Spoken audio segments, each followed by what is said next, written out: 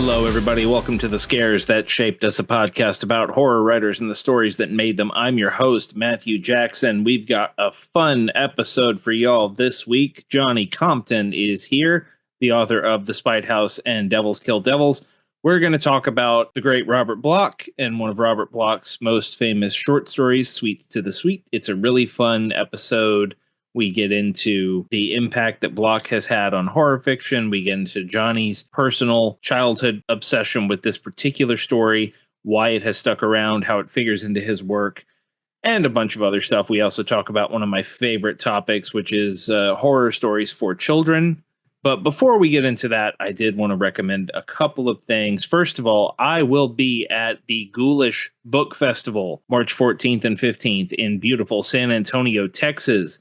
Badges are still on sale. They're at ghoulish.rip, ghoulish.rip. The fine folks at Ghoulish, Max and Lori, always do cool stuff for the horror community and for indie horror in particular. So if you're in Texas and you're available that weekend and you want to come do some fun stuff with some spooky people, I've been told I might be on a panel or two.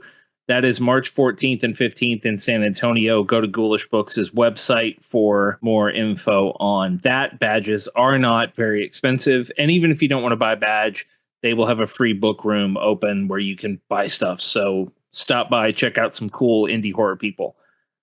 On the recommendations front, I wanted to talk about one thing and one thing only because I saw it on Monday and I am obsessed with it. And it's called The Monkey. Oz Perkins' new horror comedy splatterpunk extravaganza film, which I saw. I caught up, was lucky enough to catch a press screening for this. I had been told by people who had already seen it that it was going to be really fun and really gory and really over the top. I was not prepared, no matter how much I heard. I was not prepared for just how wild this experience is. It's based on the Stephen King story from Skeleton Crew called The Monkey, and it has a similar premise in that it's about two brothers who are dealing with this supernatural wind-up monkey that seems to bring death wherever it goes. But beyond that, Perkins just kind of took it and ran with it, and it is a crazy, crazy movie. I had so much fun watching it. I can't wait to watch it again. I can't wait to talk about the really, really wild kill scenes with some people who haven't seen it yet. So if you love practical gore effects and weird, goopy madness in your horror films, go see The Monkey. It will be out February 21st. So that's Friday. If you're hearing this on Wednesday, it's coming up. Make sure you get tickets. It's a blast. That does it for recommendations this week. Let's head over to our interview with Johnny Compton.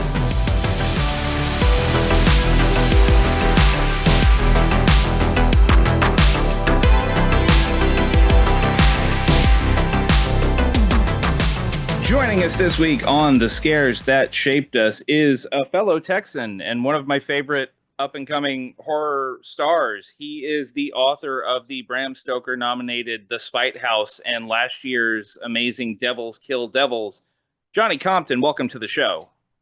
Thank you very much for having me. I really appreciate this.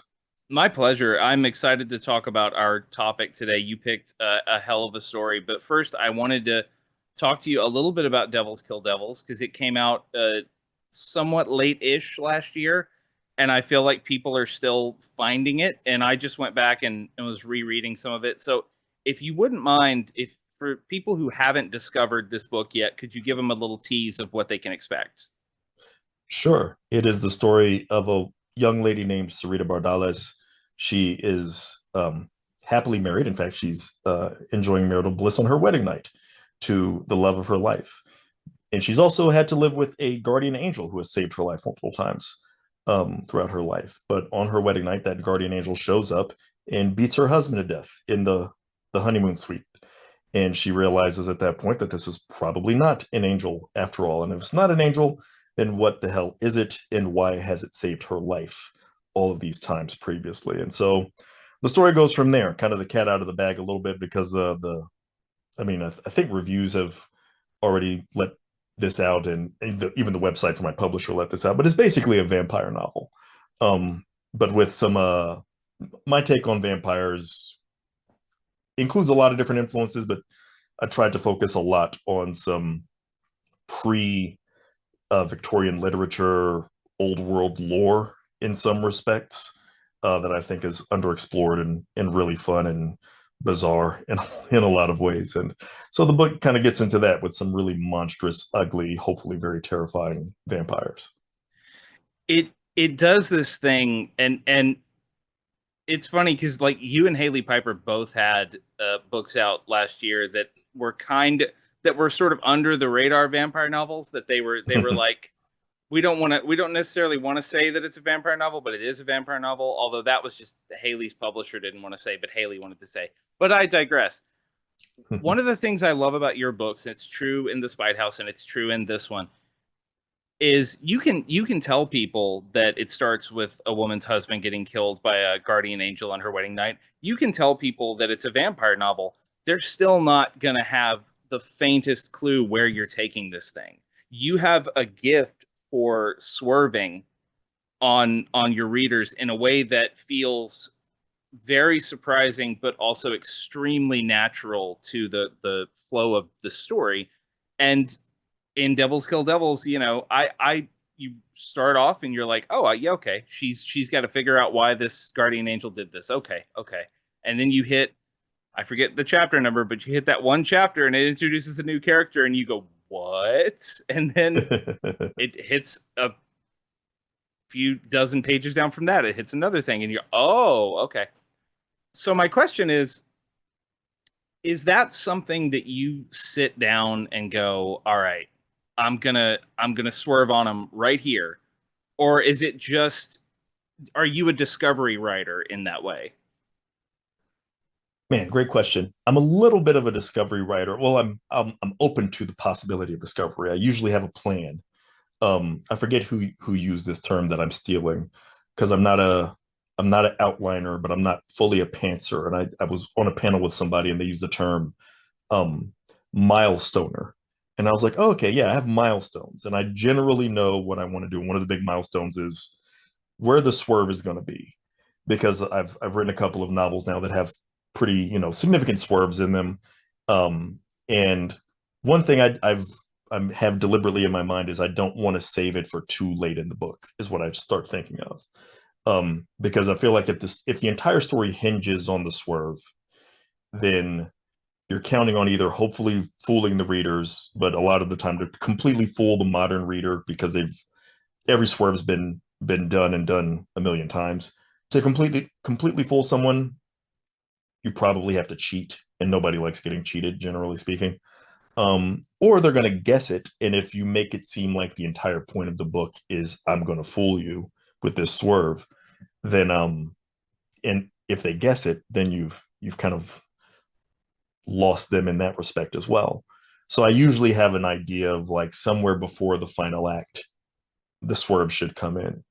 And then it just becomes a matter of, like I said, a little bit of that open to discovery. Am I willing to massage things and make changes as the story gets developed? And usually my surprise, the discoveries I make are not related to the big impactful milestones.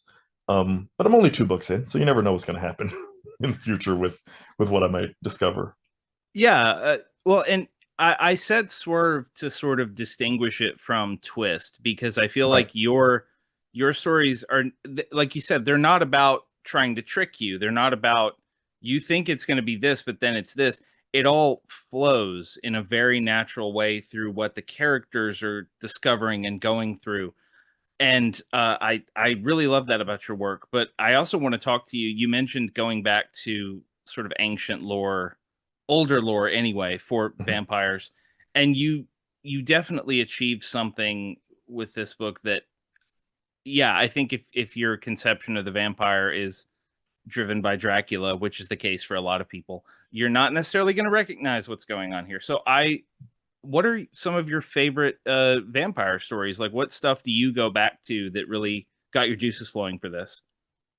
Man, I really do actually love Dracula, is the funny thing. Oh, I I love all do that kind too, of for stuff. sure. Yeah. Yeah, yeah. But it's just some of the stuff that I was reading. I actually gave it away. I used to have on my bookshelf here a vampire encyclopedia. I still have some others though. And just like old texts of like legends. One of the stories that I think it's called a Serbian tale. I think it's called, but it's this. And I'm blanking on the name, but it's in the back of in the author notes for Devils Kill Devils. There's this piece of lore about a vampire who dances with a girl at a party, um, and she doesn't notice that he's a vampire until she looks down and sees that he has a tail, which I didn't know vampires had tails. So it's like, wait, what? But I guess these specific kinds from this block of Europe maybe had a tail. And then she tries to escape him, and she does. And none of the other party goers want to tell him where she went. So he does a lot of graphic, horrible things with them, starting with ripping their lips off. And then he also decorates the party with their entrails. And like, it goes into all this madness before he then pursues this girl that I guess he's obsessed with. So I remember reading that and encountering that idea, and I was already like magnetized by it because it's reminiscent of one of my famous pieces of urban lore, urban legend, the Devil in the Dance Hall, and it's very similar to that. So it's like, oh, this goes back hundreds of years, and so I was really taken in by that. There are just several others that I can remember coming across that are really brief but just impactful, and it's stories of, oh, this village allegedly had people dying. They believed there was a vampire. They dug him up, and when they opened the grave, the coffin was full of blood. I was like, what does that even mean? Was he like leaking blood? Was he drinking so much that he was like leaking? And like that becomes a feature. That's one of the things that I gravitated to, and that became a feature of my vampires. I was like, what if they're overfeeding? They can't help themselves to the point of like they get grotesque and they're like bursting if they're like undisciplined. And I kind of tried to separate an idea of like the vampires that have a level of discipline, and there's a religious aspect of that in like regard to like fasting even, and the concept in humanity that fasting and kind of being able to abstain from anything can take you to a higher plane of existence as opposed to indulging. And so separating my vampires that way. But I first thought of that when I was like, this is one of the most disgusting things I've ever read, but it's also fascinating. Like, what does this even mean? That his coffin was full of blood. And so those are just a couple of the ones that like I was really drawn to. And there's just so much cool lore that predates Dracula, Lord Riven, Carmilla, all these wonderful stories that have, like you said, had a huge influence. But there's also all these other stories that predate those that are really cool that I think it'd be great if people got a little bit more into that. There are a lot of ideas to mine from that. Yeah. Well, I've talked to Rachel Harrison and Haley Piper previously on the show about their vampire novels. I'm probably going to be talking to Stephen Graham Jones later this year about his vampire novel. And now I'm talking to you. This is a recurring theme on the show now, but I want to ask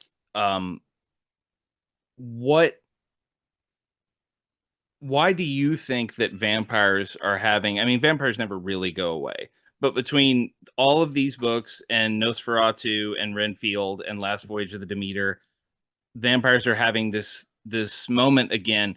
What do you feel about like the current pop culture, cultural climate, whatever you want to call it, is leading to all these books that are adding to the lore now? I think I've been wondering about this a lot. It's a good question. It comes up time and time again, and I think my answer has probably changed a few different times. But I think fundamentally it just boils down to vampires are a little bit of a cheat code when it comes to horror. Like they are, of all the kind of classical creatures, they're the ones that give you the most to do, like kind of whatever the hell you want to do. Yeah. I mean, I'm a huge fan of werewolves. Like of the classical creatures, my favorite is the werewolf. That's what I wanted to dress up as the most when I was a kid for Halloween and stuff like that, right? But I do feel like I haven't tried a werewolf story yet. I want to, but I'm also like a little bit, I feel caged in, for lack of a better term, with some of the restraints of a werewolf story. Even if you take that back to, again, I would definitely draw inspiration from some older lore if I did that. But even then, there's just kind of this more wild man serial killer aspect to it that I think could be a lot of fun. Yeah. But generally speaking, I mean, there are certainly people who've romanticized werewolves, but it's just so much easier to do it with a vampire. You can take it to the romance angle. You can make it more monstrous. You can make them sophisticated. You can make them bestial. God, you could just do so many demonic vampires. You can make them scientific. You can go the I Am Legend route, and it's like, oh, our vampires were born of a scientific mishap. You can make your vampire a superhero, like Blade, um, and just like you can do these all these different amazing things with a vampire.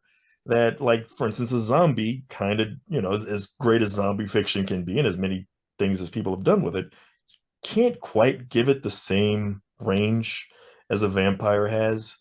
Um, ghosts can be wonderful, but it's still not quite the same thing. And there's vampires can be brooding and moody, but they can also be indulgent and vainglorious. And you can do comedy pretty easily. You can do What We Are in the Shadows with vampires, and the jokes are so apparent. It's kind of amazing that nobody's really dove into it that heavily until now. And now you see, and it's like, God, everything about this could be so funny too. You can get gross if you want to, right? You can make it as Mm-hmm. bloody as you want to, or you can be demure and like, oh, it's just the puncture marks, and we barely even see any blood, and it's kind of alluded to more. The metaphors are just so readily available. It's just, God, man, it's so there's so much. It's just so, I don't want to say easy, because I don't want to downplay the brilliant imaginations of people like you said, Rachel Harrison and Haley, and I'm sure Stephen Graham Jones is going to do some marvelous work. And going back to Anne Rice and going back to Bram Stoker, and I'm looking at my bookshelf here, and there's Octavia Butler's Fledgling, and doing something Mm-hmm. crazy with the vampires with that. I just think that it's always going to be something where you can do some pretty incredible things with vampirism. Um, and so it's going to swell and then wane the way everything does. But vampires, like you said, have kind of always been a little bit of a mainstay. Like the dips Yeah. for vampire stories have been relatively shallow, and then it crests again, and it's pretty massive. Um, so I just think that all of those things make it, just a playground that is begging for every horror writer to write their vampire story. It's a fun playground, and Devils Kill Devils is a great part of it. So, listeners, if you haven't picked this book up, go get it. Uh, if you love The Spite House, you're gonna love this. Even if you didn't read The Spite, go read The Spite House. By the way, it's good too. But I want to move on to you just announced like a few days ago. We're recording this on February 5th. A few days ago, you announced that you have a novella coming from Shortwave called Mhm. Chimera Skin, which is a great title, and B, you dropped the description of this dropped a lot of stuff that I love. It dropped The Fly, The Thing, and I Am Legend was brought up as well. So, what can you tell us about Chimera Skin? Thanks for bringing this up. I'm really excited about this. I'm a little bit nervous because sci-fi horror is among my favorite things, Mm-hmm. and also something I've never really written before. So I'm like, I've got to land this exactly right. My first go around, but it's a story I've had in mind for a long time. Basically, an alien, a messianic alien, comes to Earth, or seemingly so, seemingly a savior of mankind to uplift humanity. But the way it tries to uplift humanity backfires basically, and accidentally creates what essentially is a sort of not quite zombie apocalypse, kind of a anti-zombie apocalypse, but an apocalypse nonetheless. And our hero is a man of science who has become mutated through an experiment related to things that will be discovered as the plot goes along. But he's a man of science who's been mutated, and he is basically the last line of defense between the remnants of civilization, at least in America, and the plague that has been unleashed by this alien's attempt to enlighten humanity. So that's the general plot line so far. You mentioned being intimidated by sci-fi horror, and I think a lot of people, some people just jump right into it, and other people, like I have it in the back of my mind all the time. Like one day I'm gonna write my alien, whatever Yeah, whatever my alien is, I'm gonna get it someday. It's gonna be in there. What was it about this story that made you go, all right, I gotta jump now. I gotta try this. man. A few different things, but Alien being my favorite horror movie. was one of them where it was like, I've got to try, I've got to go ahead and do it. Um, One day I was watching The Thing, rewatching it for God knows how many different times, and I was like, this really is John Carpenter's best film. Halloween, I think, is his most iconic film. Um, I think that's pretty inarguable. Best is always debatable, but I think that The Thing is pretty much perfect. It's I can't believe how good it is. And then the earlier adaptation of the story, Who Goes There. Um, I've watched that movie a few different times as well. I really like that one. It has one of my favorite quotes related to fear, where the doctor is telling I forget the names of the characters, but the doctor is telling the military man in charge, "You're afraid when it comes to the alien," and he says, "Yes, I'm afraid. Like we're dealing with this unknown life form that is hostile."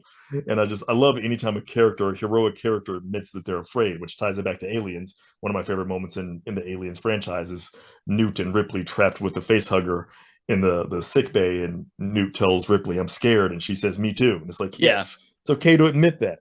So all of these things, right? They're always in my head, and this story's been sitting in my head for a very long time.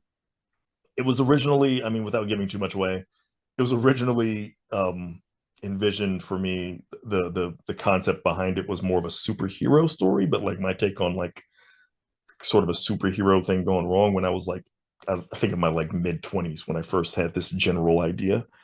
Um, and then it kind of shifted over time to be like I leaning more into my horror roots and my love of horror.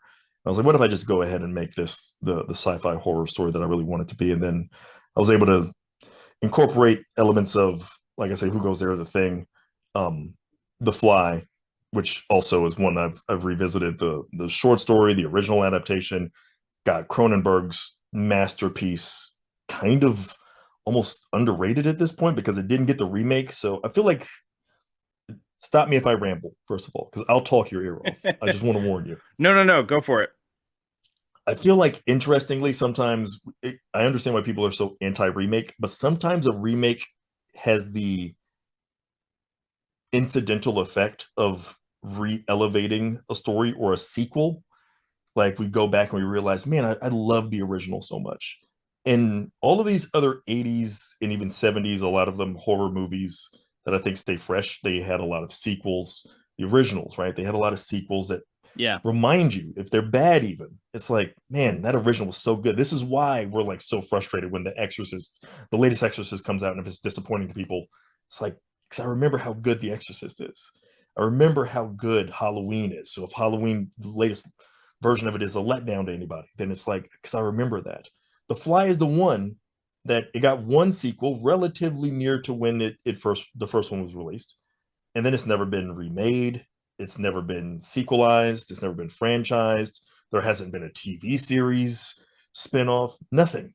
So I think semi is like not forgotten, but like it kind of floats under the radar a little bit when you think of sci-fi horror. And meanwhile, it's perfect. It's brilliant. It's an outstanding movie. When it was released, there were people talking about Goldblum kind of got hosed for not getting um an Oscar nomination. Like I remember Yeah. Roger Ebert actually said like he thought that Goldblum should get an Oscar nomination for how good he is in this role. It's crazy, which is just speaks to how good the movie is. So anyway, all these things are in my mind, and I'm like, why not? Why not now? Um, and it's kind of become a little bit of me telling myself, if you're not going to try it now, if you're not going to try these things, you're going to keep putting it off and putting it off, and you don't know what the world's going to be like in whatever amount of time. So do it now. Go for it, and have some faith in yourself, have some faith in the audience, and write the best story that you can. So now felt like the time to attack it. I will say, going back to something you said before, Halloween is my favorite horror movie. I have a signed John Carpenter Halloween poster in this room. It is like my guiding light for all things horror. Even I will admit that in terms of pure filmmaking craft and quality, The Thing is John Carpenter's best movie. That's how good Yeah, The Thing is. But I also wanted to ask, we're going to get to our topic in just a minute, but you have stuff coming up and I want to know about it. You've sure. done haunted houses with the Spite House. You've done vampires with Devils Kill Devils. What is your next novel, Dead First? What are you diving into with that? little bit of a witchcraft meets crime noir. So Mm. I was fortunate enough. I did I have my podcast, which I'm going to be bringing back after a very longer than expected hiatus, where I also interview other authors, and I talked to um, Elmarie Wood, who brought up the topic we're going to be covering in the yet to be released episode is the film Angel Heart, which I've loved Ooh, ever since I was a kid. yeah. And I have the book on my shelf over here, Falling Angel by William Schwartzberg. And um, I didn't even realize until I had the conversation with her how much uh, that story really, I think, influenced my longtime love of kind of a crossover between horror and crime. Like crime, the idea of like detective noir, crime noir, film noir, hard-boiled detective stories, and like me thinking this fits so well with what if also there's like supernatural evil involved, to the Hmm. extent that when I was in fifth grade, my first real attempt to write short stories, which were really terrible. In my defense, I was 10 years old, but I created this character named Khan, who was a mobster murdered by his colleagues who comes back to life to seek revenge. And it was like, even when I was 10 years old, it was like, you know what I think is really cool? What if the mobsters also were like supernaturally imbued and could like find revenge from the grave or something? So this is me finally getting to write out that childhood dream. I'm really proud of that story. It's with my editor right now. But yeah, it digs a little bit into witchcraft and, like I say, crime, mystery, the unknown. And so yeah, it's going to be my take on some of those elements. It's good that you mentioned witchcraft because that is a perfect segue into the Oh story yeah. that you chose, which is the short story "Sweets to the Sweet" by the great Robert Bloch. And listeners, if you haven't read it, we are going to spoil this short story that's been out in the world for 65, 70 years, something like that at this point. But Valancourt just re-released a Robert Bloch collection called Pleasant Dreams.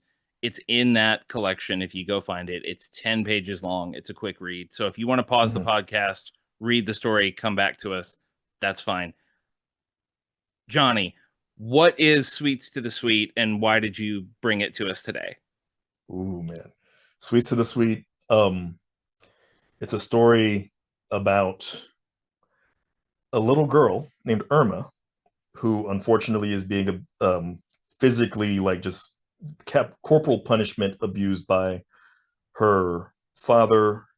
Her mother died in childbirth. Her father seemingly takes it out on her, and consistently calls her a little witch, insulting her like that, and kind of reminiscent of the Margaret Atwood "Half Hanged Mary" poem, which has a line that I can't quite 100% remember, but basically, before they hanged me, I wasn't a witch, but I am now. It's kind of like if you keep insisting on somebody being a witch, um, you can't act surprised if what you say comes to fruition in some manner or another at some point. And so yeah, Irma starts really getting into witchcraft, and it has some effects as the story goes along on the character John. I think her father's name is John, Yeah, um, and his brother is Stephen, if I'm not mistaken. Sam. Sam, and Yeah. and it started with an S. Why did I say Stephen? I don't know. Who knows? Well, their last name is Stever, so Steve That's that's right. probably where it came Yes, yeah. from. Yeah. And it's interesting because the story is from the brother's perspective, basically, and he's kind of receiving information third hand, second hand the whole time. And we get to be a little bit of an audience surrogate there, but at the same time, we're in Sam's mind, and um, we are reading a horror story, so we have the benefit of the doubt, or that we know probably where this is headed. Whereas Sam gets to maintain his skepticism until it's a horror story, so inevitably things come to a head, and it's too late for him to do anything about it. And it has a hell of an ending, an awesome ending.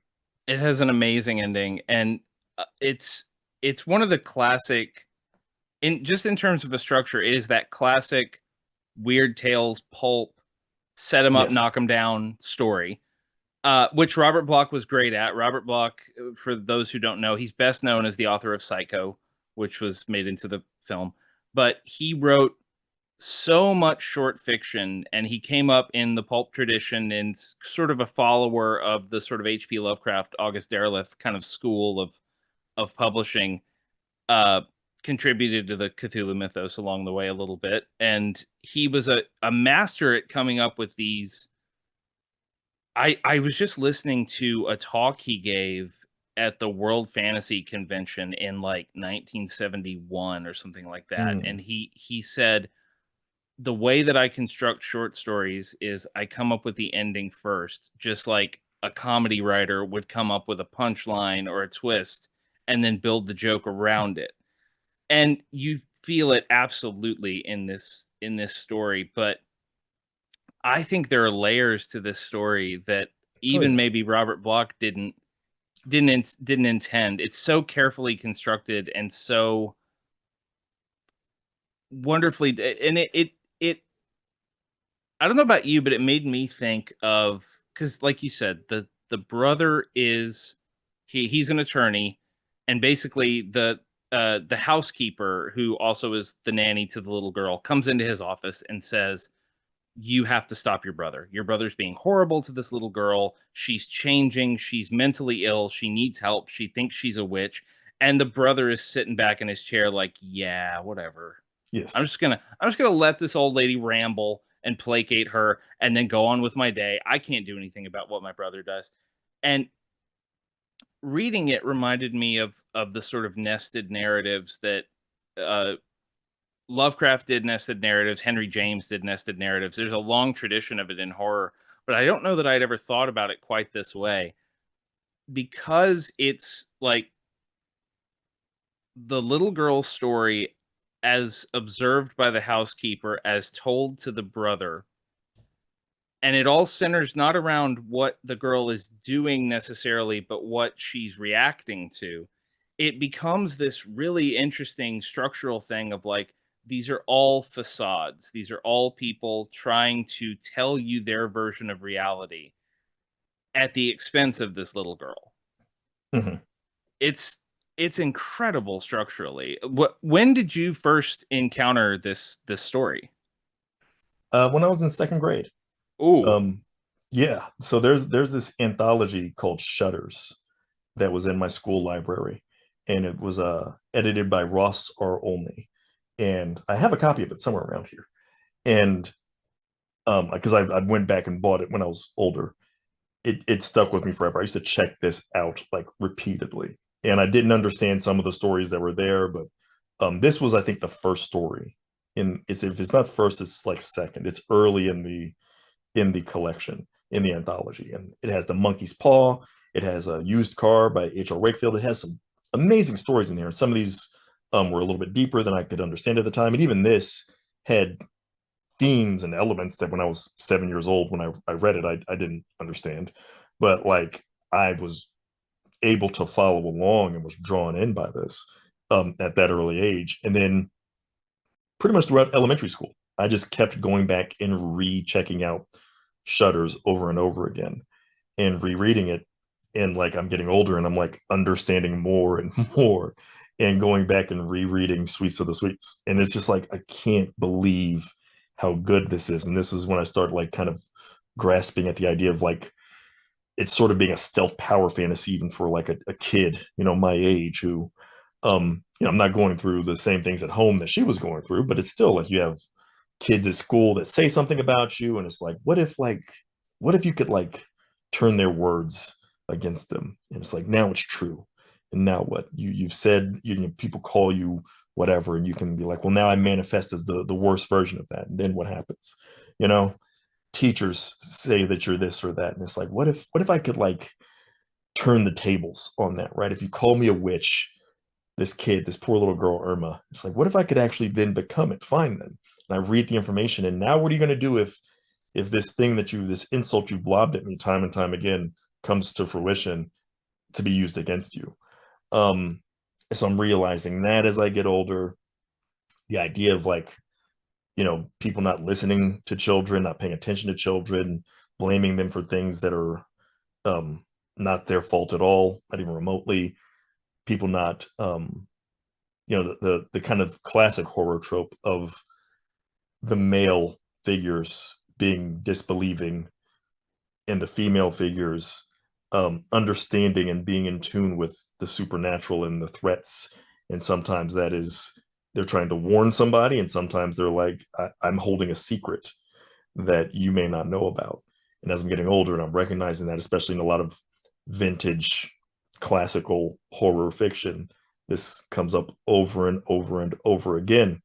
Um, yeah, these are all just kind of the things that like I encountered when I was young, and I'm reading it over and over again. It was just like just mind blowing to me. And then we can go ahead and can we tell people what the ending of this is, because that is Yeah. one of the craziest things. Yeah, go for it. So she does end up engaging in witchcraft to get revenge on her father. She creates what's essentially an effigy doll. She's sticking the pins in it to cause him injury, debilitating injury. Sam comes over because his brother John is called and said, you got to help me, basically. Sam comes over and sees Irma there, sees the doll. He's been warned about it by the housekeeper, like you said, but didn't believe. And the brother says she's got a doll, and he sees it. Now he's turned into a believer much too late. Irma has the doll, and she says, oh, it's not a doll, it's candy. And he said, it's a wax figure. And he says, but it's candy. And she says, yeah. And then she bites the doll's head off. And you hear a scream from upstairs that gets cut off, and she runs out into the night. In my head, when I first read that, and I still can kind of see this, I had this, I don't know how else to describe this, but I pictured a man in bed, headless, but his recently bitten off, and I presumed chewed head looks like a chewed piece of gum with a bunch of blood and hair matted into it. And that was my picture in my head. But of course, the story doesn't describe this at all. It No. just tells you she bit the head off and runs into the night. I'm filling in that gap in my head immediately as a kid. And every time I reread it, I was like, I can't believe it doesn't tell you anything other than this. She bit the head off, he screams. And it's like the first time I went back to reread it, I was like, am I missing something? Did I skip over somehow the whole chapter or the small few sentences where it describes it? It doesn't describe it at all. But No. fill in the gap in your head. It is like simultaneously it's the goriest thing that has never been described, other than maybe what I can think of in the monkey's paw, where the son returns and you just know he was pulled through machinery at the factory, and the dad is just like, you don't want to answer the door. Whatever's banging at the door is not our son, and it's going to be hideous. And that's something I didn't even grasp when I was a kid when I first read The Monkey's Paw, but I immediately grasped it with Sweets of the Sweet. It is the most violent, like disgusting in a good way, gory thing that is not gory at all on the page that I think I've ever read. It's amazing. Well, this is another thing about Robert Bloch that I think because he is so tied to Psycho and specifically to the film of Psycho, very few people I've ever encountered have actually gone back and read the book. He was known for his very, very dark sense of humor, to the point Yes. that there's a famous quote attributed to him where he said something like, people think that I'm a crazy person because of what I write, but I actually have the heart of a small boy. I keep it in a jar on my desk. That Yes. was Yes.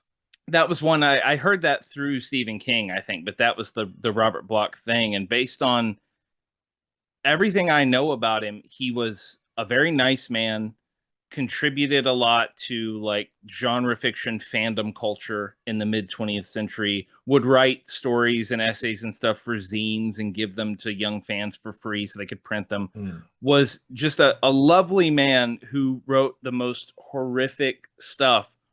And it was so illuminating to hear him say that he builds his stories like a comedian builds punchlines, because you can see throughout the story, because the housekeeper's telling Sam, telling the brother, she didn't even have any toys when I met her. Mm-hmm. She Mm-hmm. had nothing. All she had were books, and she would sit and read all day, but she never wanted to play with anyone. and she never wanted to go out and socialize. And I finally got her to start going to the park, and I bought her toys, and she would play with me, and then she stopped playing with me. But that was after I showed her how fun modeling clay is. Mm-hmm. And then she said that she needed her father's hairbrush for her doll. And if you have a sort of horror brain on your shoulders, which I do until my eventual daughter bites it off. Um, if you have a horror brain on your shoulders, you're sort of following, okay, witchcraft, modeling clay, hair from a hairbrush. She's doing something. And even then, even if you have read 1,000 stories that follow this kind of set them up, knocking down rhythm in 10 pages or less, when it actually happens, you're still just like, oh, I can't believe he did that. It's so brilliant. It's perfect. I honestly think if like I mean if the story remains as kind of under the radar as it has, for all these years, even though it's to horror fans, I've got my copy here of my favorite horror story, which is, if anybody's never read that, it's like a bunch of different horror authors telling you what their favorite horror stories are. The first one in this is Sweets to the Sweet. That's Stephen King's pick. Mm-hmm. It's Sweets to the Sweet in this wonderful book. So horror fans have been, I think, like a lot of horror readers and people that are into that, into the weeds of this a little bit, are familiar with it. But I think if it remains under the radar now, as it has, if somebody were to adapt this into somehow a full length movie and have that ending sneak up on people, if there was any way, you could have the doll. Nobody's expecting her to bite its head off. This little kid, and bite the head off. If you were able to sneak that in to to the ending and like have people unprepared for it, I think it would hit people the way that like Sadako coming out of the television in The Ring did, where it's like, you've Or got to watch this. yeah, or like the pole to the head in Hereditary, that kind Yeah, of thing, where yeah, you're exactly. losing your mind. I can't It's believe they did that. It's unreal. This is kind of an important thing that you mentioned. That's Stephen King's favorite horror short story, and this is we've talked about Bloch as an under the radar guy, and he has been, because so much of his stuff went out of print, was hard to find. You had to go to secondhand stores to get it. Thankfully, it's being reprinted now and people can read it. But we think about Stephen King as this sort of watershed author who created so much room for other horror writers to follow him. And Stephen King, when we think of his influences, he talks about Richard Matheson a lot. He talks about Mhm. Lovecraft a lot. He talks about Arthur Machen. But Robert Bloch is key to understanding, especially King's early short fiction. Like Oh yeah. if you go read Night Shift and then read Pleasant Dreams by Robert Bloch side by side, they're perfect companion pieces, because that's how he learned how to write horror short fiction, was reading Robert Bloch.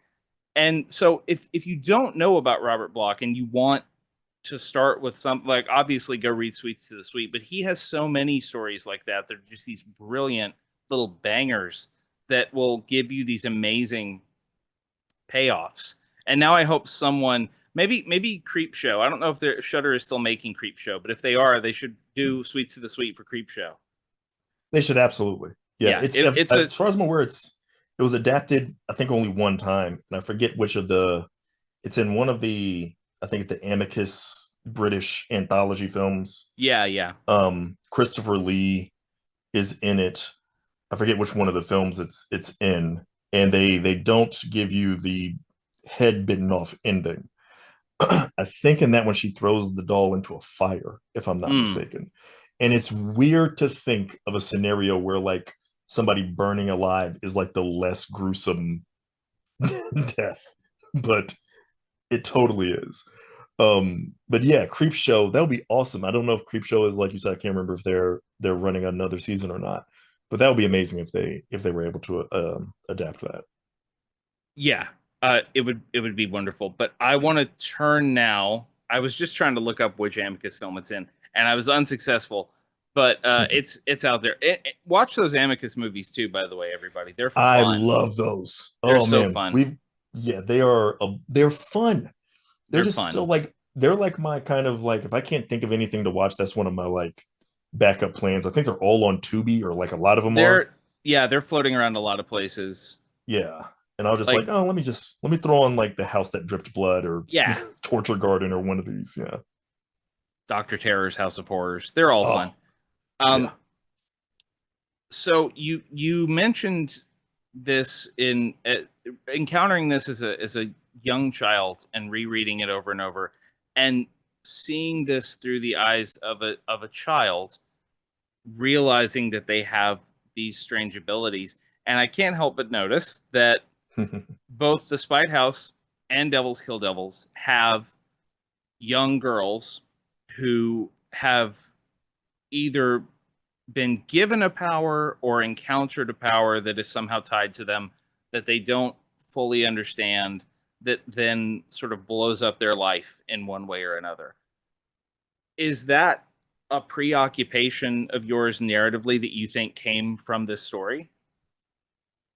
I don't think it's necessarily a conscious one, but you pointing that out, um, it's one of those things where people have kind of brought that up to me in different ways before, but I love like your observation on that. And I do think it's one of those things that it's always going to be with me. Like my love of horror surfaced at a very young age, and I read a lot of, I gravitated to a lot of stuff that involved children and involved children wanting to have some level of extra power over their lives in some respect. And gosh, I guess about 5 years ago now, back in 2020, I did an interview before I had a book deal.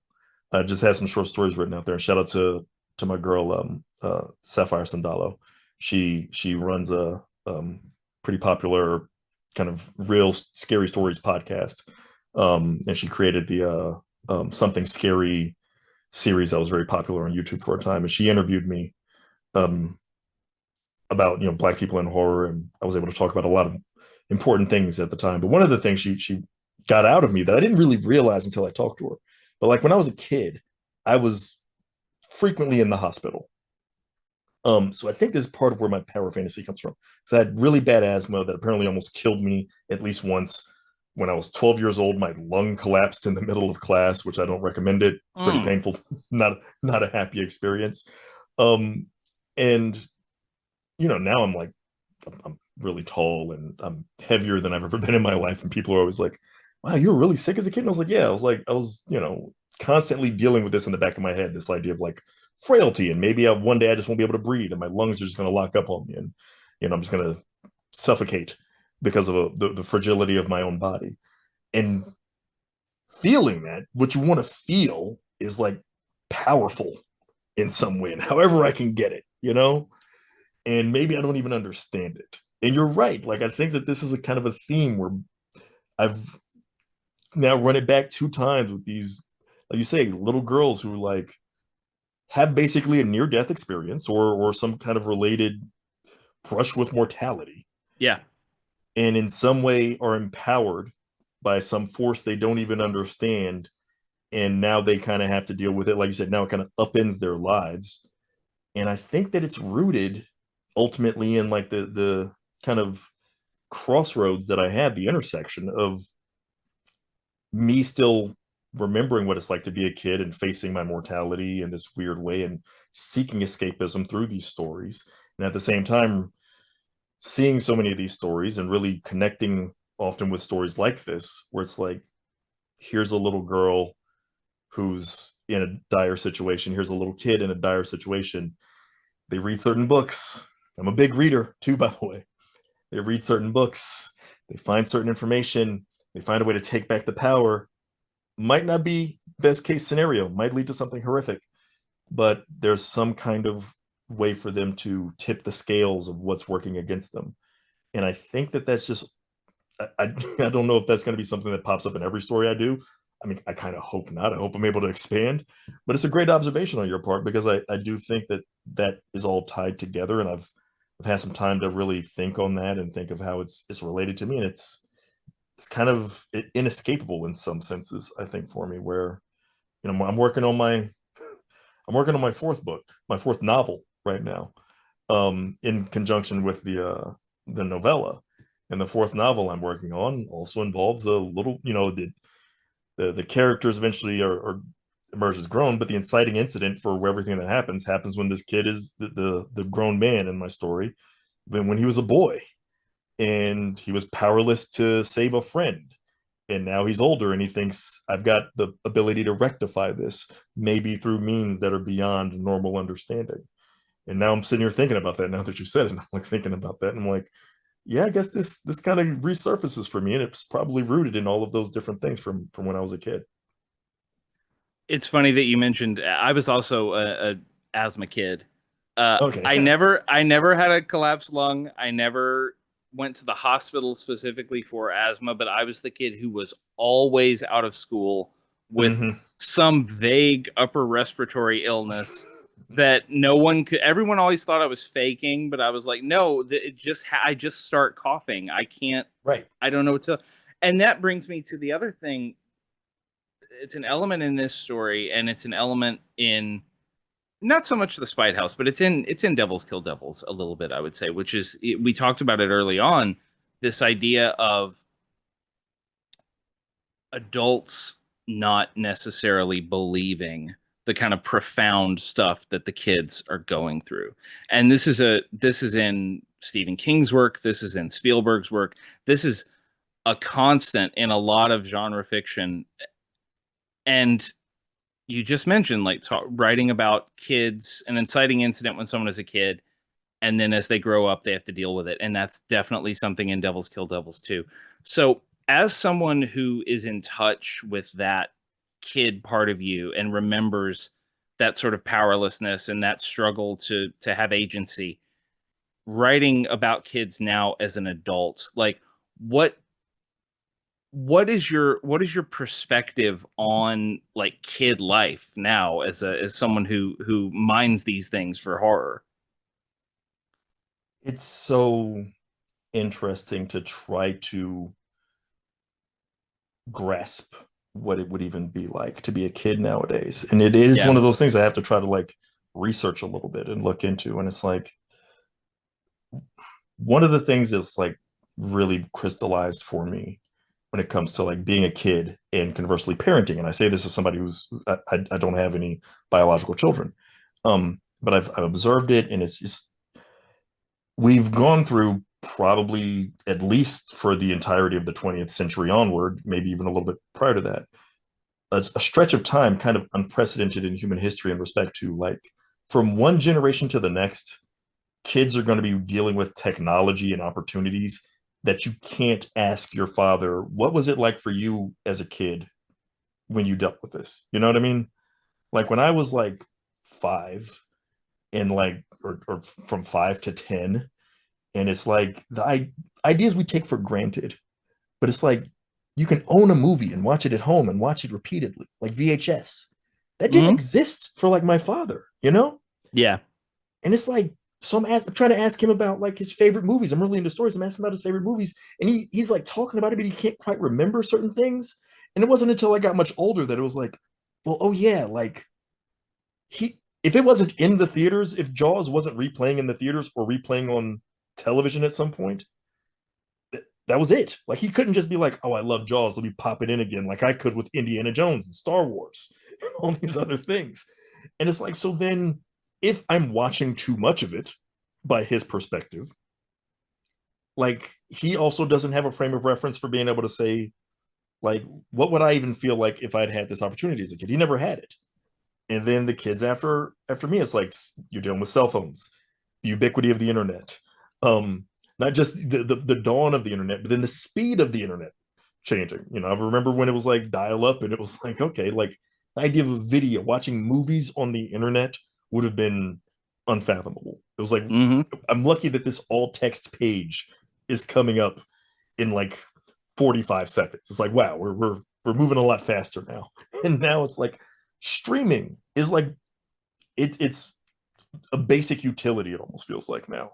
I mean, like when you hear about certain places that, and it makes sense in some respects, but you hear about certain places, you live in Austin, I live in San Antonio, you get out to like, more remote areas, and it's like, well, Redbox is still alive and thriving there because internet isn't as strong. And you're like, wow, really? There's places out here where streaming, I'm taking it for granted. And there's places where people live where it's like, we don't really stream stuff. Like we still rent movies because of that. And it's like, all of that to say, as a kid, you're navigating this new world of like social media and all this information and misinformation bombardment that wasn't even a possibility for me. How do you navigate all of this? How do you navigate having every video game you want potentially at your fingertips? You don't even have to ask mom and dad to go to the store. Just please, can you spend money to download this? Any music, any song I've ever wanted to hear is immediately available. And like now, folks like you and me in our adult state, if we have kids, it's like I don't quite have a frame of reference for what it's like to be able to even tell you, like, limit yourself. Just like my dad couldn't tell me, hey, maybe don't watch Empire Strikes Back and then Return of the Jedi back to back. And this is literally a thing I would do sometimes in the summer, especially when my friends were on summer vacation. I'd watch, because of whatever reason, when my parents they recorded both of those on a VHS. They recorded it like off of TV. For whatever reason, though, they recorded Return of the Jedi and then Empire Strikes Back was after it. So what I actually would do is I'd watch Return of the Jedi, and then because Empire Strikes Back was on right after, it's like, well, I got to watch that. But then Empire Strikes Back ends on such a downer, I would run it right back. I was like, I got to at least see the beginning of Return of the Jedi. Yeah. Because I got to remind myself that they get out of this. And then sometimes it'd be like, well, since I already started this, and I would just watch both of those movies like 3 times in a row, basically. And it's like, my dad would be like, did you seriously just sit here for like 6 hours or whatever it is watching this movie that you've watched 50 times already? Like, go outside and do something. And it's like, at the same time, he's like, there was no frame of reference for him for that. So I don't even, I research it, but it's like, I can't imagine we keep going through this time and time again with these generations. And I don't know what it's going to be like for the next generation, but time after time, kids are just like brought into a world. And I say that this is like unprecedented because, like, if you go back to like the 1500s, like a kid born in like 1501 and a kid born in 1581, like they had the same, whatever their entertainment was, ball in a cup, throw the stick, whatever. I don't know what it would have been. Yeah. But it was like, there was no huge, like, oh my God, like when I was a kid, like we didn't have access to this. It was like, no, you guys have access to all the same thing. And that's like basically human history for thousands of years, by and large. Yeah. With the occasional huge momentous shift that usually took a long time to trickle through the rest of society. And then 20th century onward, we're like, hey, what if we just drop radio on people? They've never been able to do anything like this before, but now you can listen to anything you want to entertainment wise from home, and then TV, and then computers, and so on. It's just insane. So with all of that in mind, as a horror writer, what do you think is most challenging? Like what are the, obviously there are universal horrors, right? And I think that one of them is something we've been talking about a lot today, which is the feeling as a kid that you're somehow powerless, that you somehow don't have what you need to be able to be your best self. So as a horror writer who was a horror fan as a kid, like what do you think are the fears now? Like what do you put into your writing that, with, you just described this overwhelming thing that I have a 2-year-old son. I'm going to have to engage with him on whatever sort of media level is happening when he's like 6, 7, 8 years old. And I don't know what that's going to be. So with all that overwhelming stuff in mind, like what do you as a horror writer see as sort of the modern kid fears that are in like the Spite House and Devils Kill Devils, and you keep working through? You know what's interesting about this? Yeah. I've thought about this a lot. I love these questions. I could talk about this stuff all day, man. You can probably get a sense of it. The thing that blew my mind is how analog horror blew up. For anybody who's not familiar, analog horror is like, it's basically like the idea that analog media is kind of facilitating horror in a way that's, different and more disturbing to some respects than digital media. And younger people are primarily driving analog horror. And I've thought about this. I'm like, why is this attractive to younger people? And I think it's kind of their version, basically, of a Necronomicon, which kind of, it Mm. all harkens backwards, right? Like every generation, I think to some respects, a lot of the childhood horrors were like, what's old and weird, you know? And like what's old and makes us think, I can't believe people used to do that. And it goes back to like the old house in the middle of nowhere becoming like scary for kids when it's like we're growing up. An old house in the middle of nowhere is basically kind of like how human beings lived for a lot of history again. And then Yeah. it was like suburbia came up, and it was like, actually, we get relatively newer houses, mass produced, and your neighbors are really close to you. What if there's like a weird old house over here, though? What's the only thing that might be weird about it is just it's alone and it's older. And then it was like old old books, old texts, and it's like, oh man, the pages are withered and it's bound in something weirder. And like I think that progresses, and what people grow up on in our age group becomes what's old and weird. And it starts with like The Ring, and it's like VHS tapes. Isn't this a little bit weird? And that carries on now to analog horror and kids really being into that. And something like even Slender Man starting off as in, kind of taking over childhood fears for a while, starting off as an image, a picture, and the idea of a photograph. And like this kind of, photographs are still around, but it's like the original Slenderman photograph, if I'm remembering correctly, I think it was in black and white. Yeah. And so it's like black and white photography. Isn't this weird? We didn't have color. And like old, like one of the things that people love, old paintings, right? There was like on eBay, people were like, oh, old haunted paintings. The idea of a painting, hand painting, is like, this can be creepy. Old dolls, Robert the doll. And so like some of these things are now like probably 20 years old now. And so like they're kind of changing, but it's still like what kids, I think when I look into these things, and my uh window into this is basically what's popping on the internet horror wise, which I still try to stay aware of because it keeps you fresh, hopefully, on what modern audiences are afraid of in this respect. And a lot of it is geared toward what kids find scary. Excuse me. And it's interesting because they find a lot of modern things, obviously, frightening in a real world sense. But I think a lot of what creeps them out, similar to what was creepy to us, me reading Sweets to the Sweet, and it's like, this is a story about older people, right? Like in an old style of witchcraft that's using the effigy doll. This is like, nothing about this is modern. At the time I was reading it in the 80s, but it was like, man, they used to do stuff. People used to do stuff like this, and I'm reading this story from decades prior to when I was even born, and that's what's creeping me out. I think it's kind of similar. It's just things keep moving forward. So now what's old, it's my reminder that I'm getting older.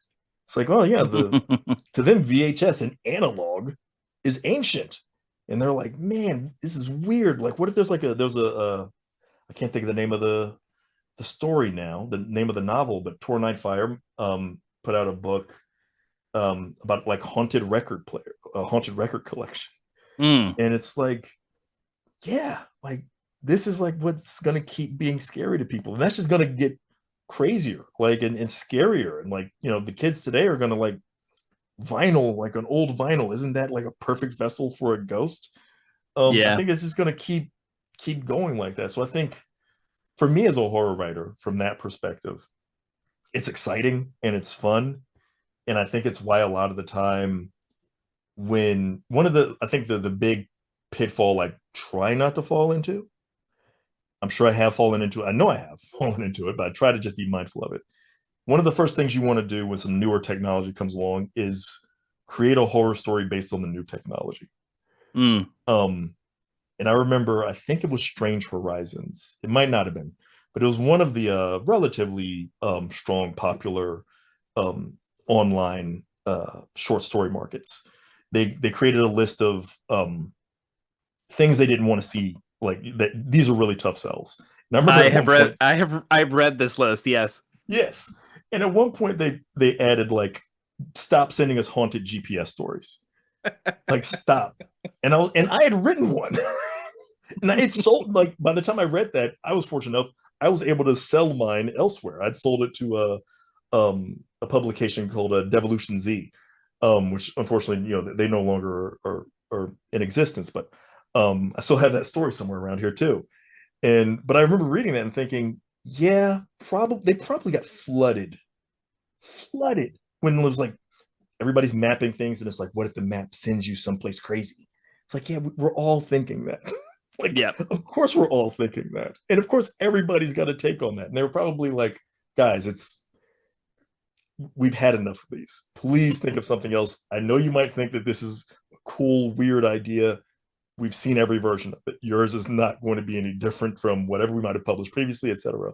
That to me is the pitfall. It's like if something new comes along and it's like, oh, the kids are really into TikTok. I bet there's a TikTok horror story that I could come along with. Mm. There's no clearer way to be like, hello, my fellow kids, and announce yourself as like a phony than to try to be like, oh, whatever the kids they're doing TikTok dances. What if there was like a scary TikTok dance? You know what? That belongs to somebody in that generation. They can probably write that better than I can.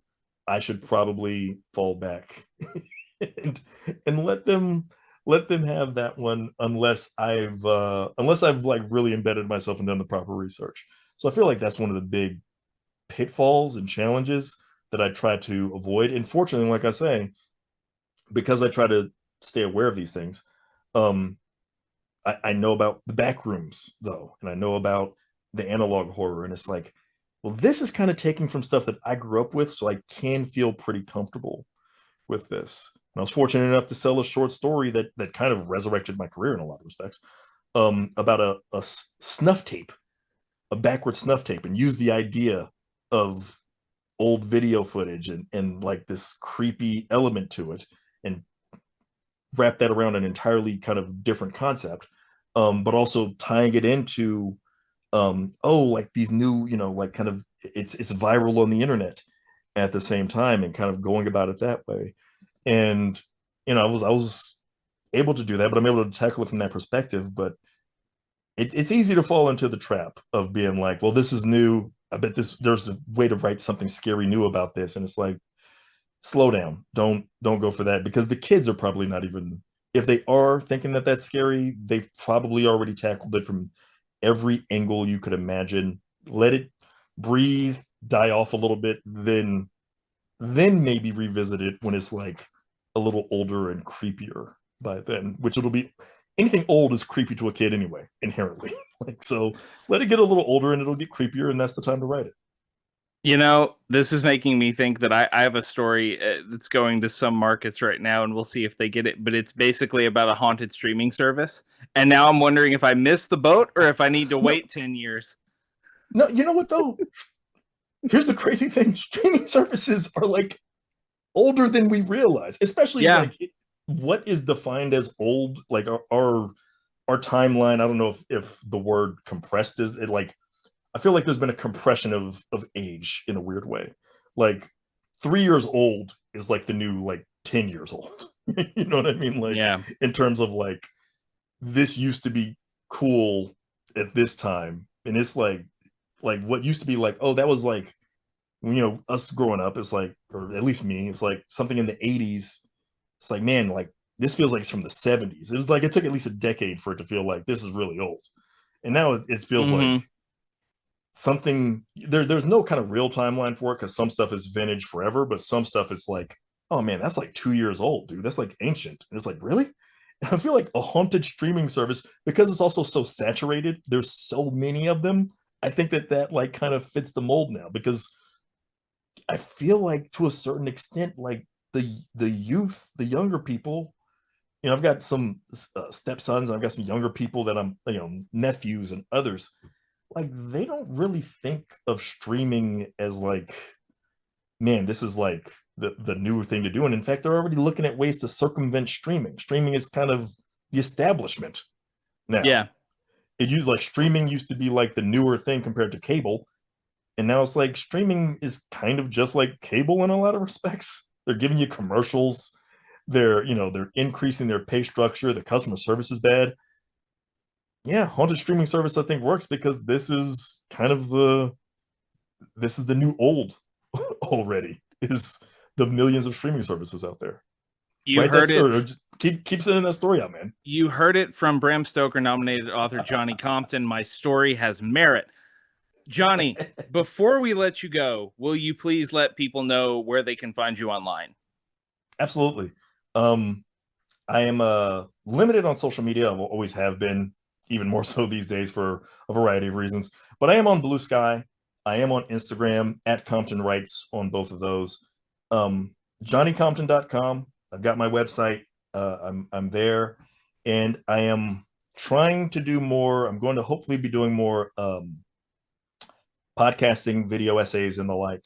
And so my YouTube channel is Johnny Compton, horror author Johnny Compton, or Johnny Compton horror author. That's really bad. I don't even know what my own YouTube channel is. It's one of those. We'll find it and link. Yeah, we'll link to it. If you go to JohnnyCompton.com, you can pretty much find anything if you get lost. I at least know that. So yeah, I'm trying to do that. And then I have a podcast called Behind Your Face, There Is a Place, that I'm going to be relaunching here in February. So look for me there as well. Awesome. Our guest has been Johnny Compton. Johnny, it was so fun talking to you. Thanks for being on the show. Likewise. Thank you so much for this, Matthew. Appreciate it. Thanks once again to Johnny Compton for being on the show. Devils Kill Devils and The Spite House are both available wherever books are sold. I highly recommend picking those up. And, go follow Johnny online. We'll link to all his stuff in the show notes. He's great. He's got some cool stuff in the works, as he mentioned on the show. If you want to keep track of everything that we do, you can follow us online. We are mostly on Blue Sky now at scareshapedus.bsky.social. That's where you'll hear from us about new guest announcements, new episodes, anything that's on my mind, all that stuff. Best bet is Blue Sky. We are still on Twitter at Scares Shaped Us, but that might not last much longer. We are on Facebook at The Scares That Shaped Us. We're also on YouTube, The Scares That Shaped Us on YouTube, if you like listening to podcasts that way. Go over there, like and subscribe. Enjoy. We also have a website, thescaresthatshapedus.com, where you can find an archive of our episodes and ways to contact me. I'll also just tell you right now, you can contact me by emailing scaresthatshapedus@gmail.com. If you have a comment, a question, a suggestion, you want to invite me on your podcast, in case you're not sick of the sound of my voice yet, I'm happy to read all of your emails. We will be back next week with another amazing guest. This time, we have the incomparable Max Booth III. They are going to talk to us about all things Ghoulish Book Festival, their latest book, I Believe in Mr. Bones, their work editing a new trans horror anthology, and the 1980s kid horror classic, The Gate. That will drop next week, February 26th at noon Central. So keep a lookout for that. In the meantime, take care of yourselves, take care of each other. I'm Matthew Jackson, and this is The Scares That Shaped Us.